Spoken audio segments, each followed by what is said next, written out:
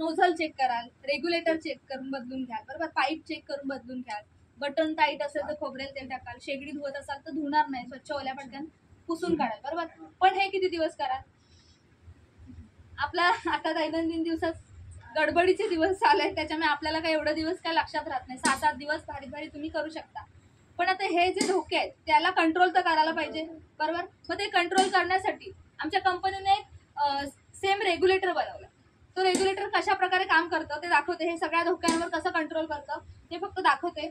विकणे वगैरे काय उद्देश नाही, पण समजा भविष्यात ते कंपल्सरी झालं ते आपल्याला काय काम करतं आणि कसं वापरायचं हे सुद्धा आपल्याला माहित असायला पाहिजे. यासाठी त्याची माहिती चालू आहे.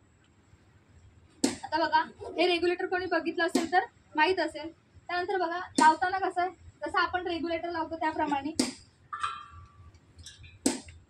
त्यानंतर मगाशी एक आवाज दाखवला होता, तो आवाज आणि आताचा आवाज काय फरक वाटला? काय वाटलं? आताचा कमी आहे, बरोबर. मगाचा होता 760चा.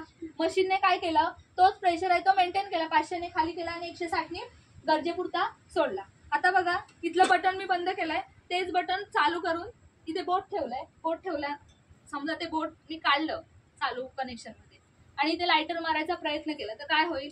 टाकी लिकेजच्या सगळ्यांनी बघितलं, बरोबर. काय होईल? चालू मध्ये लायटर मारला तर काय होणार? पेट घेणार. जेवढा गॅस बाहेर येईल तेवढा पेट घेणार. आता इथे पेटतंय का?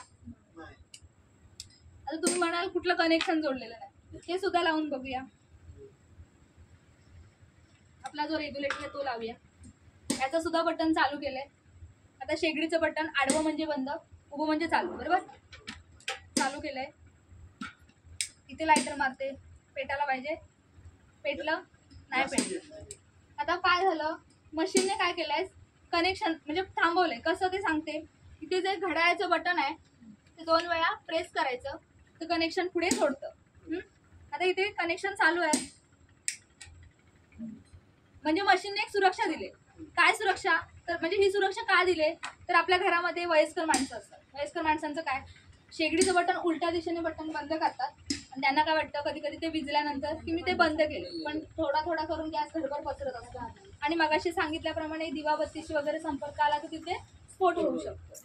आणि त्यानंतर आपल्या घरात लहान मुलं सुद्धा असतात. लहान मुलांचं घरात कोणाचं तरी बघितलेलं असतं, म्हणजे जो किचन जवळ असतो त्याचं, की आई किंवा आजी शेगडीचं बटन बंद करते, रेग्युलेटरचं बटन चालू करते आणि ते लायटर मारते. म्हणजे काय, मुलांना काय वाटतं की शेगडी पेटवणं सोपं आहे, घरात कोणी नसताना मी चहा किंवा मॅगी करून खाऊ शकतो. मुलांची समज. त्याच्या मागे काय गांभीर्य आहे मुलांना माहिती आहे का? नाही माहिती, बरोबर. मग हे मशीन असेल तर एक सुरक्षा देते. त्यानंतर बघा, याच्या आधी आपण कधी वजन केलं नव्हतं. तर टॉर्च, याच्या आधी आपण कधी वजन केलं नव्हतं. आता याच्यावर वजन सुद्धा समजतं. इथे बघा, लाल रंग दिसतोय, हिरवा रंग, एक काळा काटा दिसतोय, बरोबर. हा काळा काटा जेव्हा पूर्णपणे सोनेरी पॉईंटला टेकेल तेव्हा काय समजायचं की तुमची टाकी 14.200 ग्रामनी पूर्णपणे भरून आली.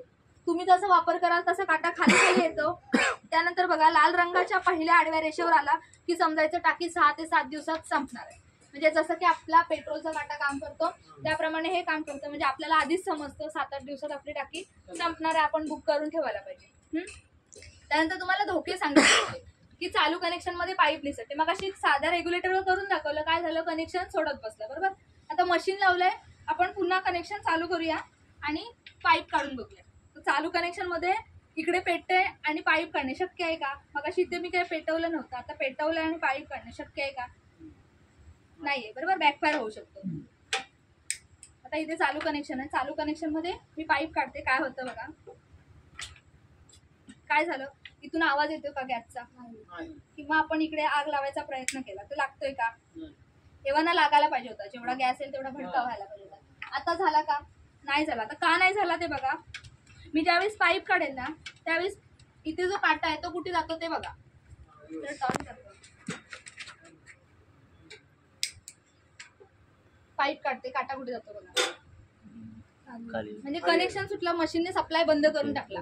आपल्या इलेक्ट्रिसिटीचा एमसीपी ट्रिपर ज्याप्रमाणे काम करतो, कुठलाही शॉर्ट सर्किट झाला लगेच ट्रिप होतो, इथे सुद्धा तसं 0 मिनिटात लगेच काटा खाली पडतो.